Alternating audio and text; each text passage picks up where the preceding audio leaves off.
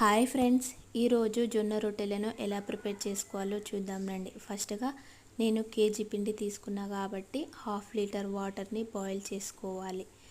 Water boil అయిన తర్వాత అందులో కొంచెం పిండిని వేసి మంచిగా ఉడికించుకోవాలి. ఇలా ఉడికిన తర్వాత అందులోకి ఎండు పిండిని యాడ్ చేసుకొని మంచిగా కలుపుకోవాలి. తర్వాత కొంచెం కొంచెం పిండిని తీసుకొని మంచిగా కలుపుకోవాలి. తర్వాత ఒక చిన్న ముద్ద తీసుకొని మనం చపాతీ ఎలా చేస్తామో అలా చేసుకోవాలి. తర్వాత ఒక చిన్న పీట మీద ఒక ప్లాస్టిక్ కవర్ పెట్టి దానికి కొంచెం ఆయిల్ రాసి ఆ ప్లాస్టిక్ డబ్బాకి కూడా కొంచెం ఆయిల్ రాసి మనం చపాతీ ఎలా చేస్తామో అలా చేసుకోవాలి. మనకు కావాల్సిన చపాతీ రెడీ.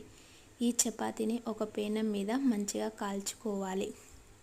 ఇలా కాలిన తర్వాత ఆ చపాతీని మనం రివర్స్లోకి తీసుకోవాలి.